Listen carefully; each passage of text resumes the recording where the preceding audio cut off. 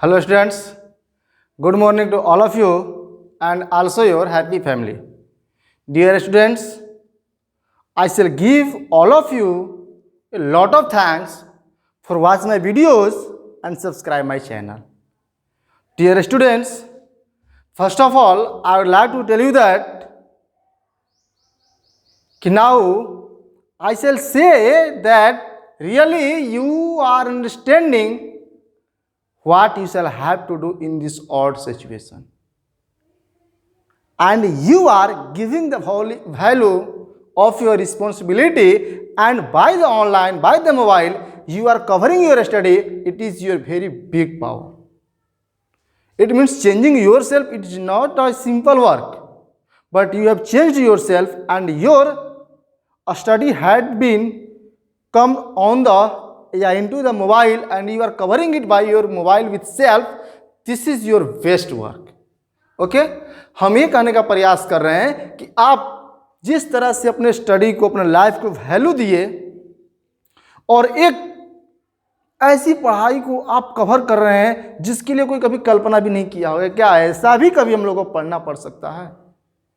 कोई कल्पना भी नहीं किया होगा कि क्या सर कभी ऐसा भी दिन आएगा कि आप लोग यहाँ वहाँ से पढ़ाइएगा और हम लोग घर बैठे पढ़ेंगे। कोई सोचा भी नहीं होगा। लेकिन देखिए भाई, वक्त, हालात, स्थिति, परिस्थिति आपके और मेरे हिसाब से नहीं चलती है, ये किसी और के हिसाब से चलता है। इसलिए समझदार लोग वही होते हैं जो स्थिति के अनुसार अपने आप को मैनेज करके आगे की ओर बढ़ चलते हैं। आप जितने भी विद्यार्थी, जितने भी स्टूडेंट आप मेरे चैनल को, इस वीडियो को देखते हैं और आप इसे जो कुछ भी कमेंट करते हैं, लाइक करते हैं, सब्सक्राइब करते हैं, वॉच करते हैं, रियली हम सभी लोगों को दिल से धन्यवाद देते हैं, क्योंकि आप एक टीचर की फीलिंग्स को समझते हैं और आप अपनी जिम्मेदारी को भी समझते हैं। अगर आप सोचते कि अरे यार छोड़ो, क्या पढ़ना है, किए जाएगा इतना टेंशन लेने के लिए, क्या नहीं पढ़ेंगे तो क्या हो जाएगा, सचमुच में कुछ नहीं होगा, कुछ नहीं होगा। लेकिन अगर ध्यान से सोचिएगा तो बहुत कुछ हो जाएगा, बहुत कुछ हो जाएगा। इसलिए आप जिस तरह से उठा लिए पढ़ने के लिए, एडजस्ट कीजिए और पढ़िए और लोगों को भी शेयर कीजिए कि भाई छोड़ो, स्कूल कोचिंग बंद हो गया तो क्या किया जाए, हम लोग घर में बैठ करके शोक और मातम तो मना नहीं सकते हैं, हम लोग तो कुछ ना कुछ करने वाले हैं, इसलिए करेंगे। इसलिए आप सभी लोगों को पॉजिटिव कीजिए और आप सभी लोग खुले दिल होकर क्या कीजिए, पढ़ाई को कवर कीजिए। कहा जाता है, गांधी जी कोई बोला है कि लक्ष्य, रास्ता कैसा हो, हमें लक्ष्य तक पहुंचना ही हमारे मेन मकसद होने चाहिए। इसलिए हमें टारगेट तक पहुंचना है, अपने एग्जाम को देना है, बेहतर से बेहतर नॉलेज को लेना है, बेहतरीन तरीक़ा से हमें अपने मतलब क्या रिजल्ट या जो टाइम है इसको फोकस करना है, चाहे माध्यम कुछ भी हो। इसलिए अब आप लोग अपना रास्ता चुन चुके हैं तो उसे मजबूती से पकड़िए और बेहतर से बेहतर करने का प्रयास कीजिए। Okay, now I am going to start the next part of the literature. Dear students, in the previous videos I had told you about the total description of the Kamla Das, and now I am going to start the detailed Hindi description. It means हम ये कहने का प्रयास कर रहे हैं कि इससे पहले हम लोग वीडियो में पढ़े थे, ये लेसन 10 का, ये मतलब ये लेसन 10 है, और पिछले वीडियो हमने पढ़ाया था अबाउट कमला दास, मतलब कमला दास के बारे में, उनका जन्म कहाँ हुआ था, उनका जन्म कब हुआ था, उनका मृत्यु कब हुआ था, वो किस धर्म से बिलोंग करती थी, किस धर्म में उनका मैरिज हुआ था, उनके पिताजी किस विभाग से ताल्लुकात रखते थे, उनको क्यों नोबेल प्राइज़ के लिए चयनित किया गया था, उसके साथ साथ उनका महत्वपूर्ण किताबें क्या क्या था, ये सारी बात हमने क्या किया था, आपको डिटेल्स बताया हुआ था। अब हम पोयम को पढ़ाने जा रहे हैं।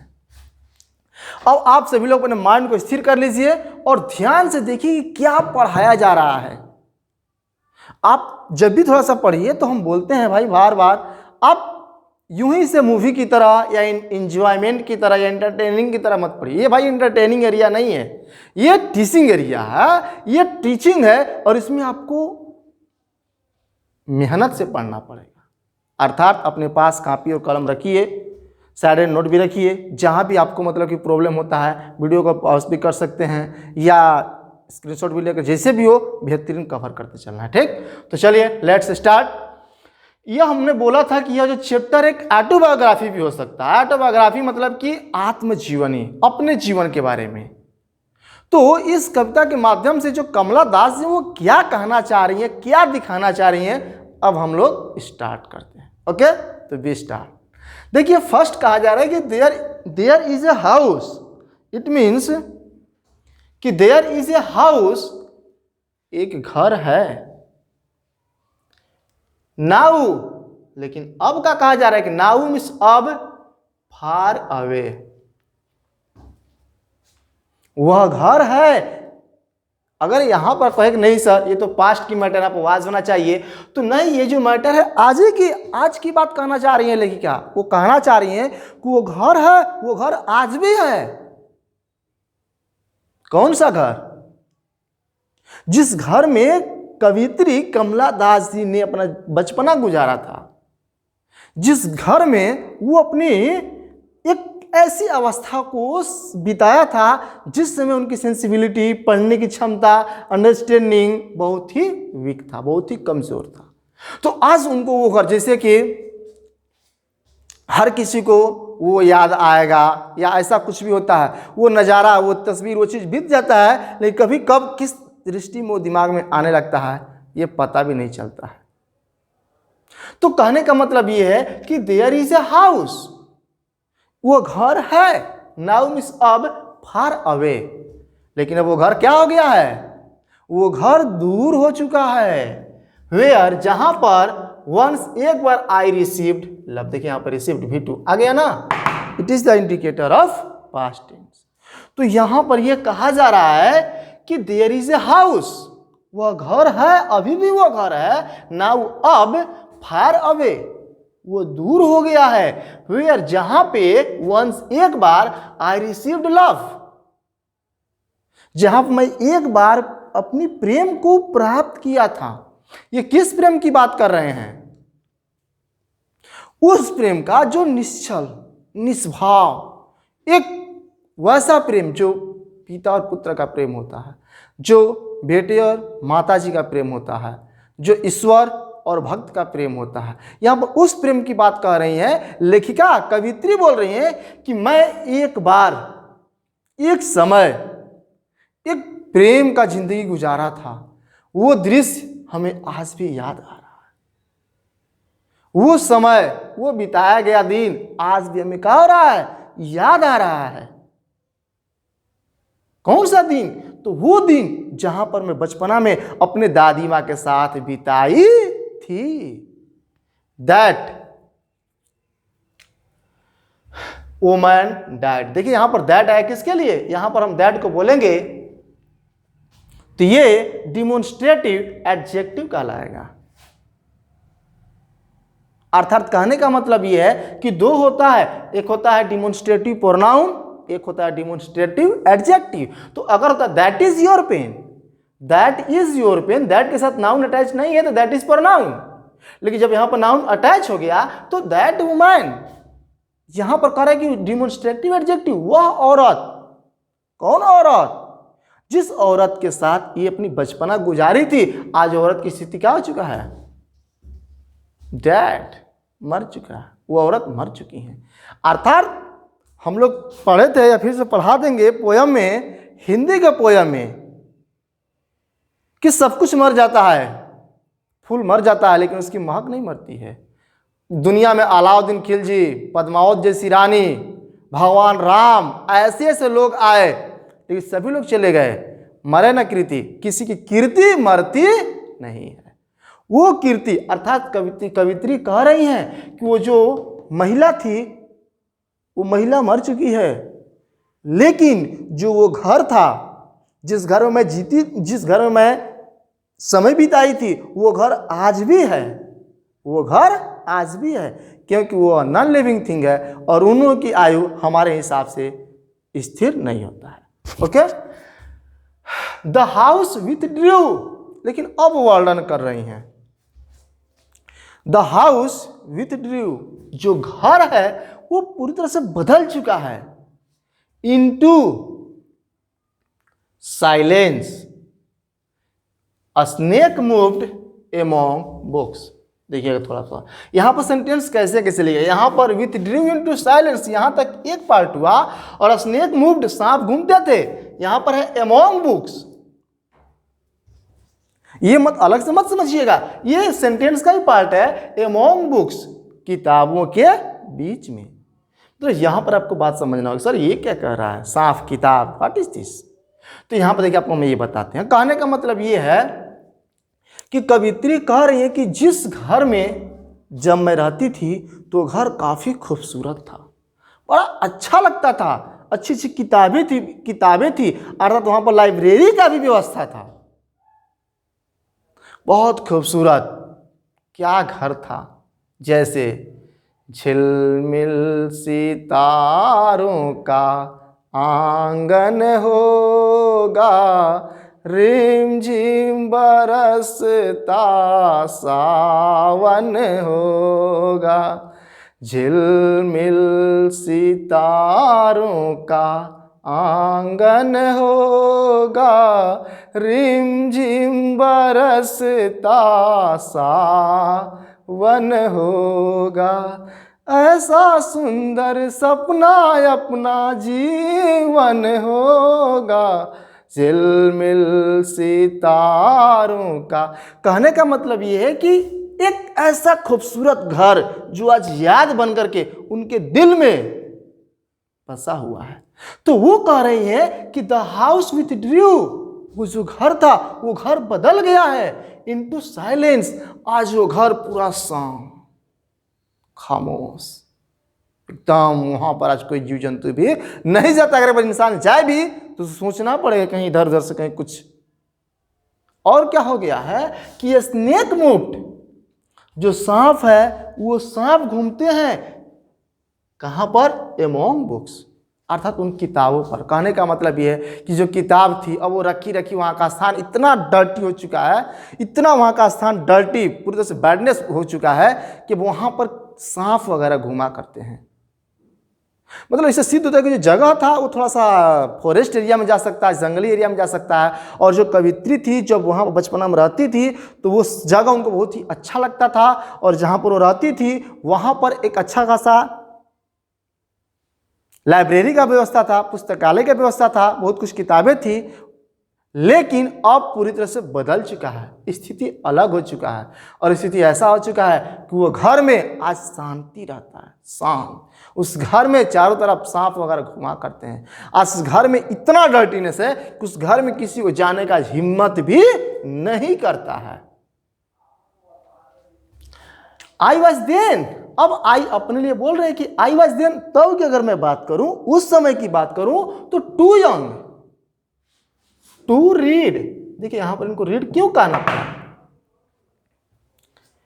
रीड क्यों, ये बात जो है कहीं ना कहीं अफसोस की बात दिखा रहा है भाई। अफसोस, आपको बोलते हैं कि अफसोस जिंदगी भर के लिए होता है और अब दुख कुछ समय के लिए होता है। तो कहने का मतलब यह है कि I was then too young, मैं उस समय इतना छोटी, जिसे कि बोला था कि he is too slow to go या टू कैच अ ट्रेन, वो इतना धीरे है कि वह ट्रेन नहीं पकड़ सकता है। ये रिमूव टू का सेंटेंस है, नेगेटिव सेंस जाएगा। I was then too young, मैं उस समय, किस समय, जब मेरी दादी माँ, जब कमला दास की दादी माँ जीवित थी उस समय। तो वो कह रहे कि I was then too young, मैं उस समय इतना छोटी थी टू रीड, पढ़ नहीं सकती थी क्या, किताब। ये लाइन कहने के पीछे वजह क्या, कहने का मतलब ये है कि अगर आज कोई हमको कहे, जैसे अगर कल्पना कीजिए हम छोटे हैं, बहुत बच्चे रहे होंगे और किसी होटल वगैरह में हम आराम से रहते होंगे, वहाँ पर देखते होंगे का बढ़िया रसगुल्ला, छेना, बर्फी, एक से एक मिठाई पड़ा हुआ है, आहा कोई दे देता, क्या मज़ा आता, आहा पूरा एकदम। लेकिन उसमें हम बचपना था, लेकिन आज जब सोचते तो वो याद जरूर आता, कितना मिठाई पड़ा रहता था, ओहो कितना। तो वही अफसोस यहाँ पर कवित्री भी कर रही है कि लाइब्रेरी तक कितना किताबें पढ़ी होती थी, बहुत सारी किताबें पढ़ी होती थी, लेकिन अफसोस कि मैं उन किताबों को पढ़ नहीं सकती थी क्योंकि मैं बहुत ही छोटी थी। बोलिए, एनी डाउट? कहने का मतलब यह है कि सब बोल रही हैं कि I was then too young, मैं इतना छोटी थी, टू रीड, मैं किताब को पढ़ नहीं सकती थी। एंड माई ब्लड, और जो मेरे खून थे, turned cold like the moon. मतलब वो उस चीज को बता रही है कि मैं बिल्कुल बच्ची थी, मतलब जो मेरा ब्लड था एक चंद्रमा की तरफ। चंद्रमा से कल्पना करने का मतलब ये क्या है कि चंद्रमा जो होता है ना वो स्थिर, जैसे लगता है कि चंद्रमा को किसी से कोई ताल्लुकात नहीं, वो स्वयं में ही प्रसन्न है, वो स्वयं में ही सेटिस्फाइड है। तो ये कवित्री भी यही कह रही है कि मैं बच्ची थी और हमें कोई भी आउटरी वर्ल्ड का नॉलेज नहीं था, किताब के बारे में जानकारी नहीं था, और मैं इस दुनिया में इतना शांत थी, इतना स्थिर थी कि मानो मेरे ब्लड, जो मेरे अंदर का जो खून है वो भी स्थिर पड़ा रहता है, लाइक अ मून, उस चंद्रमा की तरह शीतल शांत। तो बोलिए, एनी डाउट? फिर से हम रिफ्रेश कर दे रहे हैं यहां तक की लाइन, ये कहना क्या चाह रहे हैं, ठीक? तो देखिए, जो चैप्टर है एक ऑटोबायोग्राफी है, इसमें कमला दास ने अपनी बचपना की अवस्था को बहुत ही अजीब तरीका, संजीदा, सचित्र वर्णन कर दिया है। वो कह रही हैं कि जब मैं बच्ची थी तो अपने दादी माँ के यहाँ रहती थी, बहुत ही मैंने प्रेम प्राप्त किया उनसे, बहुत ही स्नेह प्राप्त किया। वो प्रेम, वो स्नेह, वो दुलार आज भी हमको याद है। परंतु अब अफसोस होता है कि जब भी मैं उस घर को याद करती हूँ तो लगता है कि अब वो घर वैसा नहीं है। आज वो घर हमसे बहुत दूर हो गया है। मतलब आज कवित्री कहाँ रहती हैं? तो अपने हस्बैंड के साथ रहती हैं, अपनी पति के साथ रहती हैं। तो इनको वो दृश्य याद आता है और सोचती हैं कि क्या वो दृश्य था, कैसे मैं अपने दादी माँ के साथ रहती थी, लेकिन आज वो घर बहुत ही दूर हो गया है जहाँ पर मैंने एक बार प्रेम प्राप्त किया था, जिस औरत से मैंने निस्वार्थ प्रेम प्राप्त किया था, आज वो औरत, वो माय डैड, वो औरत मर चुकी है। जिस घर में कभी काफ़ी चहल पहल रहता था, अच्छे अच्छे बुक्स हुआ करते थे, चारों तरफ हरियाली हुआ करते थे, आज जिस घर में चारों तरफ डस्ट है, धूल ही धूल है, चारों तरफ सांप घुमा करते हैं, और उस घर में इतने अच्छे अच्छे किताब से बुक्स थे, लेकिन हमें इस बात का अफसोस रहा था क्योंकि मैं उसमें इतना छोटी थी, इतनी छोटी थी कि मैं किताब को पढ़ नहीं सकती थी। और जो मेरा मानवीय जो साइकोलॉजी था, मेरा जो अंदर की जो मनोदशा थी, वो बिल्कुल शांत थी। एक चंद्रमा की तरह मेरे जो ब्लड थे वो भी इनएक्टिव थे, मानो सक्रिय नहीं थे, और हम शांत उस घर में अपने दादी माँ के साथ खुशीपूर्वक रहा करती थी। बोलिए यहां तक, एनी डाउट? ओके, अब देखते हैं हाउ ऑफन, कितनी बार, आई थिंक, मैं सोचती हूं, ऑफ गोइंग, जाने के लिए। कहां पर? तो देयर, वहां पर।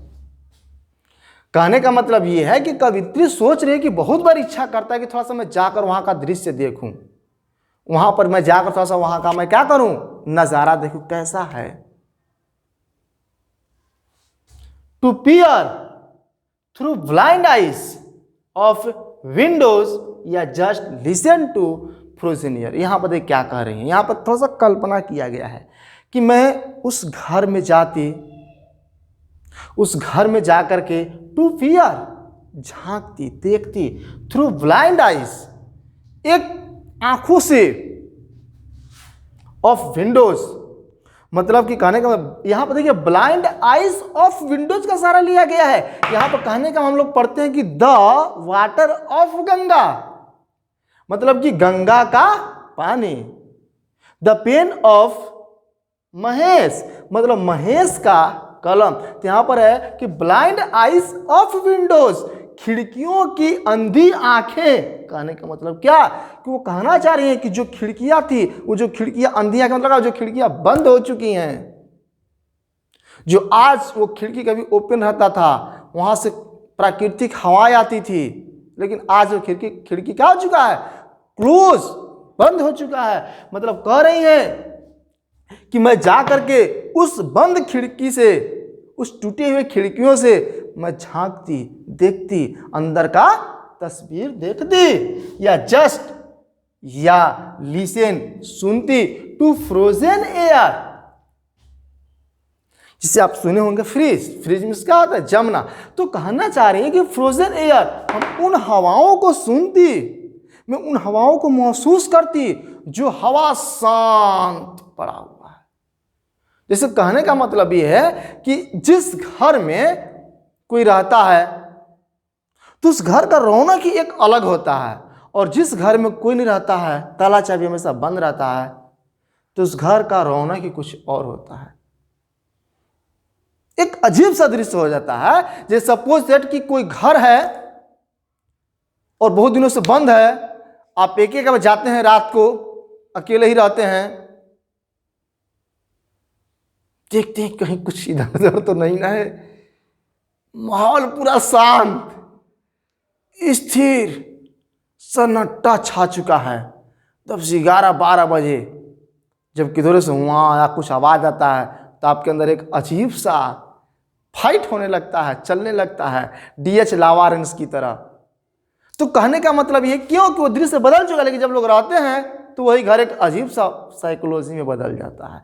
तो यहाँ पर भी कवित्री कह रही है कि काश हमने बहुत बार कोशिश किया कि मैं उस घर के पास जाऊं और उस खिड़कियों के माध्यम से frozen air, listen the frozen, जो ठंडी हवाएं हैं, जो रुकी हुई हवाएं हैं, जो थमी हुई हवाएं हैं, हमको क्या करते, देखते। एयर या इन वाइल्ड डिस्पेयर, डिस्पेयर में होता है निराशा, pick an armful of darkness to bring it here to lie behind my bedrooms doors like brooding door. थोड़ा सा यहाँ पर देख लीजिए, पहले हम इस बात को रिफ्रेश कर दे रहे, कहाँ तक, just listen to frozen air. मतलब इस लाइन ऊपर तो आप क्लियर समझ चुके हैं। अब नीचे एक बार फिर वो कल्पना कर रही है कि मैं वहाँ पर जाने के लिए बार बार सोचती हूँ, हमेशा सोचती हूँ कि काश मैं वहाँ पर जाती और वहाँ पर खिड़कियों को मैं ओपन करती और वहाँ की हवाओं को या वहाँ के दृश्यों को मैं क्या करती, देखती। बोले यहाँ तक, एनी डाउट? नाइस। अब देखिए ओ यार, और इन वाइल्ड डिस्पेयर, वाइल्ड मीन्स तो ऐसे होता है जंगली, डिस्पेयर मीन्स होता है निराशा, पिक मीन्स होता है उठाना, एंड आर्मफुल ऑफ डार्कनेस। मतलब यहां पर ये थोड़ा सा पिकॉन का मतलब होता है कि ये लुफ्त उठाने की बात सोच रही हैं। वो कह रही हैं कि मैं वहां पर जाती तो वहां की जो निराशा भरी जो दृश्य हो चुका है, जो निराशा भरी जो दुनिया हो चुका है, मैं उस दृश्य को देखती, अपनी आंखों से देखती। ऑफ डार्कनेस टू, जो वहां पर चारों तरफ अंधेरा छा चुका होगा, जो चारों तरफ अंधेरा, टू ब्रिंग इट, जिससे हमको याद पड़ता है, जैसे मान लीजिए हमारा घर है तो मान लो हम लोग का 3 जगह लिविंग है, एक हमारा गांव हो गया, एक भभुआ शहर हो गया, और एक और लिविंग प्लेस है जो उधर मलेशिया साइड में पड़ता है। तो एक बार हमको याद पड़ता है कि हम अपने दादी के साथ छोटे थे, गए हुए थे। तो जब हम घर पर गए तो हमको लगा कि चलो भाई घर है, लोग रह रहेंगे, अच्छा खासा होगा, खेलेंगे कूदेंगे बच्चों के साथ, क्या दिक्कत है। लेकिन जब गए तो जो हमारी दादी थी वो पहले ही स्टेप स्टार्ट कर दी। क्या, इतना बड़ा बड़ा घास था, मतलब बड़ा बड़ा घास जमे हुए थे चारों तरफ आंगन में, इतना बड़ा बड़ा घास। अब देखे तो पहले कुछ नहीं, पहले पूरा घास को कवारना, काटना सब शुरू। हम सोचे कि यार घर और ऐसा स्थिति, कहने का मतलब हम कोचिंग है और कोचिंग में सोचिए कि बड़े बड़े 2-4 बंदर आ चुके हैं, कुत्ते बिल्ली आ चुके, उससे कैसा दृश्य होगा। तो कहने का मतलब ये है कि जो कवित्री है उसी बात को सोच रही है कि मैं दोबारा जाती और देखती वहाँ की स्थिति कैसी हो चुकी है, वाइल्ड डिस्पेयर। उसके बाद वो बोल रही हैं कि वहाँ पर जो डार्कनेस होगा, जो चारों तरफ अंधेरा छाया होगा, मैं उस दृश्य को देखती, आर्मफुल, मैं उस सारे चीज़ों को अपनी बाहों में, मतलब कहने का मतलब ये है कि आर्मफुल कहने का मतलब क्या, कि पूरे दिल से, पूरे आंतरिक भावनाओं से मैं उस दृश्य को क्या करती, देखती, टू ब्रिंग इट, और इसे ले आती। देखिए साफ लिखा गया, टू ब्रिंग इट, इसको ले आती। किसको ले आती, वहां के दृश्य को। जैसे हम एक चैप्टर पढ़े हुए हैं डैफोडिल्स का, जो कभी तो काफी उदास थे, लेकिन जब हंसते हुए डैफोडिल्स को देख लेते हैं, खुश डैफोडिल्स को देख लेते हैं, तो जब भी उदास होते हैं उस दृश्य को याद करके खुश हो जाते हैं। तो कहने का मतलब ये कह रहे कि टू ब्रिंग इट, काश मैं उस जगह पर जाती और वहां के कुछ दृश्यों को मैं अपने दिल में संजो कर ले आती, अपने मन में उस दृश्य को संजो करके ले आती। Here to lie behind. देखिए आप सोच रहे हो सर ये दिल में मुतल्लका, जैसे कहने का मतलब ये होता है कि आप कहीं जाते हैं, सपोज कल्पना कीजिए कि एक बार कहीं फंक्शन वगैरह मन रहा है और वहाँ पर आए हुए कि ये तो असंभव ही है हमारे एरिया से मेरे आना, लेकिन जो भी हो, अगर अजय देवगन साहब जी आए हुए हैं तो अगर देवगन साहब जी सिर्फ 10 मिनट के लिए कह दें कि कोई भी आकर के हमारे साथ सेल्फी ले सकता है, कोई भी आकर हमारे साथ सेल्फी ले सकता है, लोग कूद जाएंगे। अब पूछेगा सर क्यों, सेल्फी लेने से क्या पैसा वैसा मिलेगा? कुछ नहीं मिलेगा। लेकिन कुछ लोग सोचते हैं कि यार हमने उनके साथ फोटो, ये मेरी एक याद बन करके रह जाएगी। जब भी मैं अकेले में होंगे इस दृश्य को देखूंगा कि मेरे साथ देवगन साहब का फोटो है, तस्वीर है, वो चीजें उनकी याद बन के रह जाएगी। तो वही कवित्री भी सोच रही है कि काश मैं उस घर पर जाती और वहां की सारी यादों को, सारी तस्वीर को, सारे दृश्यों को सिमेट कर अपने दिल में ले आती। कहाँ ले आती? जहां पर अपने हस्बैंड के साथ रह रही है वहां पे। Bring it here to lie behind my bedrooms. देखिए साफ लिखा हुआ है कि वह पड़ा होता, यहां पर वो चीज पड़ा होता। कहां पर? बिहाइंड माई बेडरूम्स, जहां पर मैं रह रही हूं। मतलब यहां पर कवित्री कुछ अलग बातों को लिखी हुई है।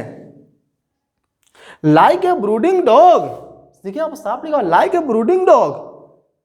देखिए यहां पर बहुत ही मार्मिक बातों को लिखा गया है, साफ वो अंदर की चीजों को लिख दी है। मतलब कह रही है कि मैं उस दृश्य को अगर अपने साथ ले आती बिहाइंड माई बेडरूम, वो दृश्य हमेशा मेरे साथ जुड़ा होता। मतलब कहने का मतलब कि यहाँ पर इमोशनली को बहुत डीप में डाल दें। कहिए तो इमोशनली अर्थात इमोशनली का होल क्यों का बात हो गया है। होल क्यों कहने का मतलब ये है कि वो सोच रही है कि मैं उस दृश्य को ऐसे संजो कर अपने अंदर ले आती, ऐसे संजो करके अपने साथ ले आती कि वो दृश्य हमेशा मेरे साथ मेरे बेडरूम के बगल में पड़ा रहता, मेरे बेडरूम के पीछे पड़ा होता। डोर लाइक अ ब्रूडिंग डॉग, जैसे कोई दरवाजे पर किसी का कुत्ता पड़ा रहता है। बोलिए समझा रहा नहीं आ रहा है? कहने का मतलब ये है कि कवित्री सोच रही है कि जैसे कोई दरवाजा है, दरवाजा खोला तो उसका कुत्ता सामने दिखाई दे दिया, बड़ा खूबसूरत आवाज निकालता है, मत पूछिए। वो जब करता है ना तो कितने लोगों का दिल और दिमाग बड़ा अजीब सा हो जाता है। तो वही कह रही है कवित्री कि जिस तरह से किसी के दरवाजे पर जो डॉग, जो कुत्ता पड़ा रहता है और वो उस कुत्ते को देखते हैं, तो उसी तरह से मैं भी अपने उस नेटिव, उस प्लेस पर जाती जहाँ मैं कभी ज़िंदगी बिताई थी, और वहाँ पर जा कर के हम भी उस दृश्यों को, उन यादों को अपने दिल में लाती, और वो याद मेरे बेडरूम के पीछे, मेरे घर के बगल में एक कुत्ते की तरह रहते, और हम उन यादों को क्या कर लेते, संजो लेते, उन यादों को देख लेते। कुछ लोग होते हैं कि किसी विशेष पिक्चर को अपने सामने लगा देते हैं, कुछ विशेष पिक्चर को अपने बेडरूम में लगाते हैं, क्यों? कि उस पिक्चर को देख लेते हैं। जैसे आप देखिएगा, मूवी हम देख रहे थे बेचारे सुशांत सिंह राजपूत का, जो MS धोनी बनाया गया है। जब वो जाते हैं मार्केट में तो वो बहुत सारे फोटोज थे, लेकिन एक फोटो चयन करते हैं, किसका? सचिन तेंदुलकर का।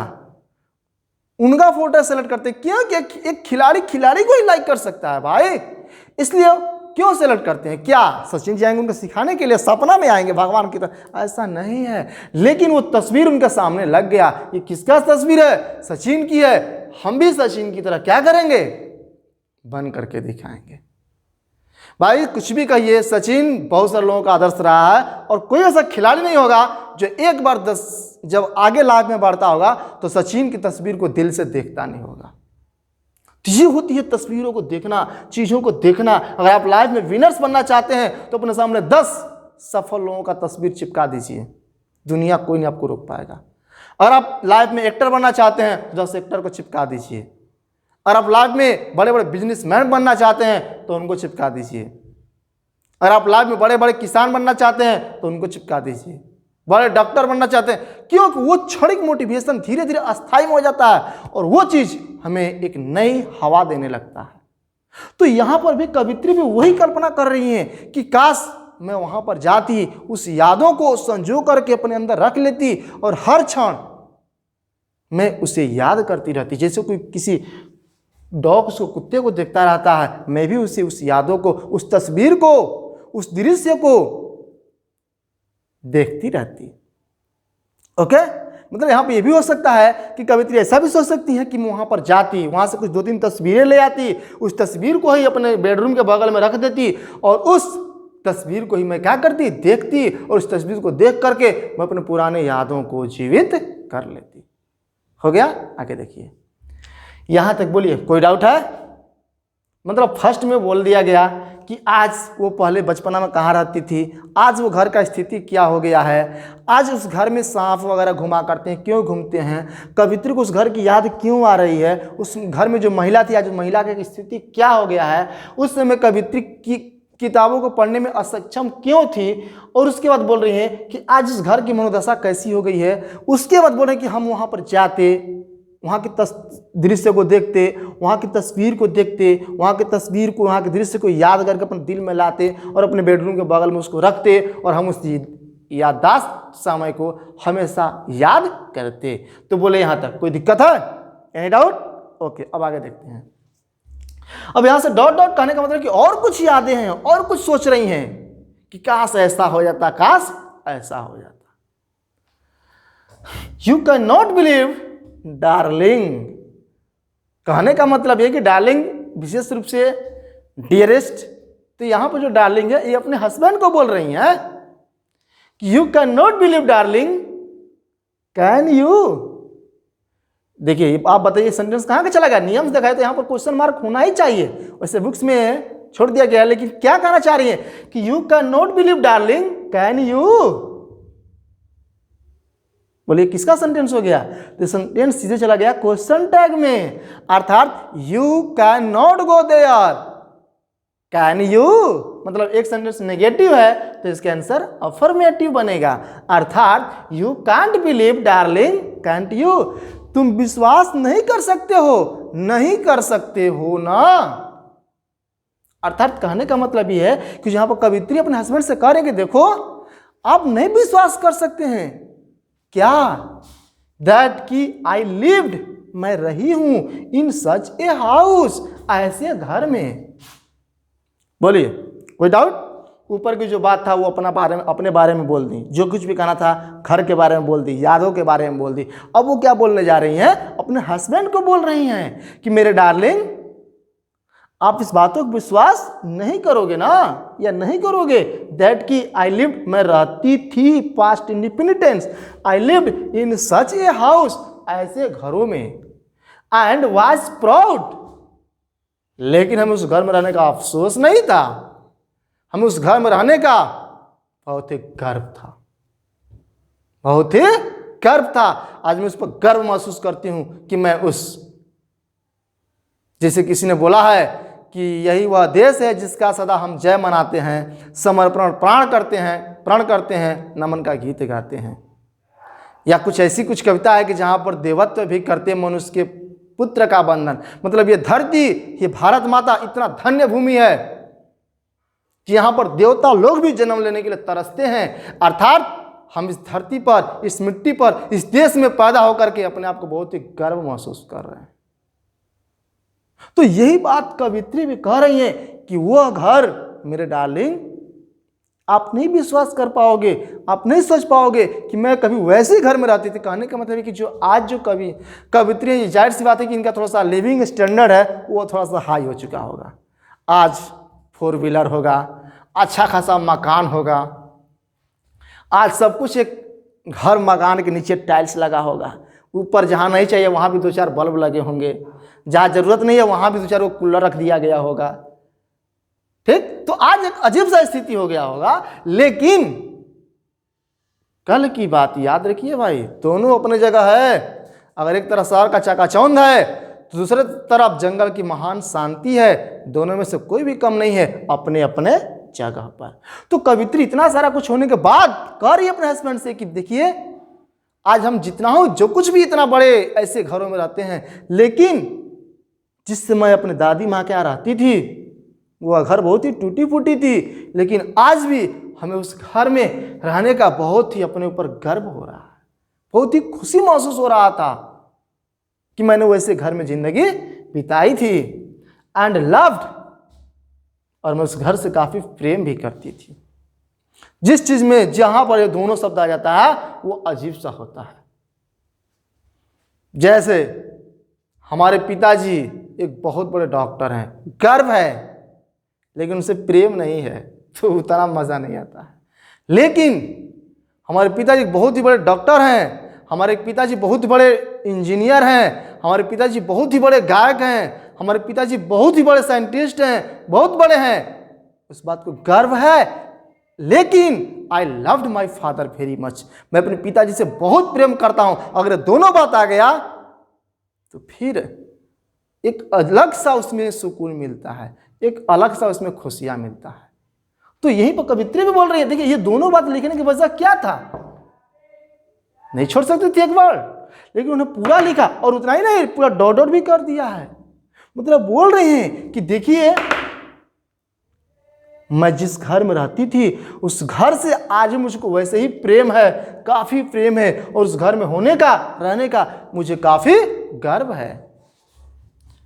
अर्थात बोलिए ये लाइन समझा कि नहीं, डॉट के बाद यहाँ के बाद यहाँ तक वो बोल रही हैं अपने हस्बैंड से कि देखिए मैं वैसे घर में रहती थी, आप नहीं मानते हैं, आपको विश्वास नहीं होगा, लेकिन मैं वैसे घर में ज़िंदगी बिताई थी, लेकिन हमें आज भी उस घर में रहने का काफ़ी गर्व हो रहा है और उस घर से काफ़ी हमको प्रेम भी था, लगाव भी था।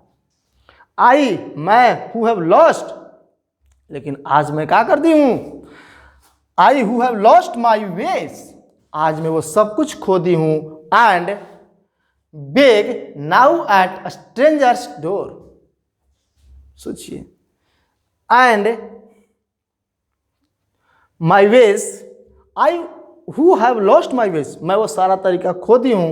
And beg now at strangers, और आज मैं उस दरवाजे के लिए एक अपरिचित महसूस करता हूँ, ऐसा लगता है कि मैं उस घर में कभी रही ही नहीं थी। एट रिसीव लव, और आज मैं उस प्रेम को प्राप्त करने के लिए बेग रिसीव टू लव, तरसती हूं। कहने का मतलब है कवित्री इतना इमोशनली जा चुकी हैं कि मत पूछिए कहां तक जा चुकी हैं। मतलब वो कह रही हैं कि आज मैं उस घर के लिए स्ट्रेंजर्स बीच एक अजनबी बन चुका हूं, लेकिन आज भी रिसीव लव, मैं उस घर का प्रेम प्राप्त करने के लिए मैं आज भी तरसता हूं, मैं भीख मांगती हूं कि काश कोई हमें उस घर का वो प्रेम। भाई देखिए कुछ चीजें ऐसी होती हैं जो अजीब सी होती हैं, आदमी उस क्षण को याद करता है। अर्थात कहने का मतलब ये है कि थोड़ा सा आपको हम बता देते हैं, जब भगवान राम का वनवास हुआ तो साथ में लक्ष्मण भी जा रहे थे, मतलब चले गए थे। लेकिन जब सभी लोग विदाई लिए एक दूसरे से मिल करके, तो लक्ष्मण जी को भी विदाई लेना था, किससे, अपनी पत्नी उर्मिला से। तो उनकी जो पत्नी थी वो काफी सैडी थी, लेकिन वो बोले कि नहीं, तुमको उदास नहीं होना है, तुमको मुस्कुराना है, तुम्हें हंसना है। क्यों, तुम एक बार मुस्कुरा दो और वही चेहरा मैं अपने दिल में बसा लूंगा, और जिंदगी भर जब तक मैं वनवास में रहूंगा तुम्हारा मुस्कुराता हुआ चेहरा ही मेरे सामने रहेगा, और वो चेहरा के दम पर मैं बड़े बड़े हालात से क्या करूंगा, लड़ जाऊंगा। तो ये होता है क्षणिक। तो यहां पर भी कवित्री जो वही कह रही हैं कि beg now at strangers door to receive love, कि आज जो वो घर है उस घर की तस्वीर को, उस घर की प्रेम को प्राप्त करने के लिए मैं आज भी भीख मांगती हूँ, तरसती हूँ। At least in a small change, एक छोटी सी परिवर्तन भरी दुनिया में।